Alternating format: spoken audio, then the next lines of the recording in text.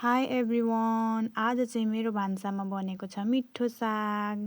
सागपात खानु स्वास्थ्यको लागि पनि राम्रो र विषादी पनि नमिसाएको आफ्नै करेसाबारीमा बनाएको साग हो यो साग चाहिँ लोडे भन्ने गर्छन् प्राय जसो। अब अरू अरू ठाउँमा के भन्छन् थाहा भएन। हेर्नु न, साग मैले यसरी पकाउँछु।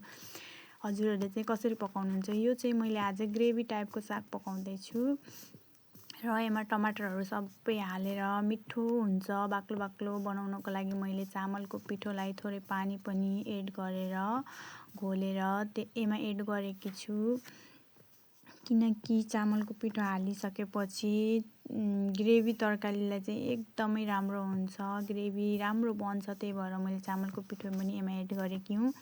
हजुरहरूले एड गर्नुहुन्छ कि गर्नुहुन्न भनिदिनु होला। ल हेर्नुहोस् है, मेरो तरकारी चाहिँ यस्तो बनिसकेको छ। वाह, हेर्नु न, छैन त मिठो? हेर्दै खाउँ खाउँ जस्तो। ल यहाँसम्म मेरो भिडियो हेरिदिनु भएकोमा हजुरहरूलाई धेरै धन्यवाद छ। मेरो भिडियो हेरेर लाइक, कमेन्ट, सब्सक्राइब गरिदिनु होला र यस्तै साथ सपोर्ट दिनु होला। यस्तै साथ सपोर्ट दिनु भने म आगामी दिनहरूमा अगाडि बढ्न सक्छु भन्ने आशाका साथमा मेरो भिडियो चाहिँ आज यहीँ समाप्त गर्न गइरहेकी छु।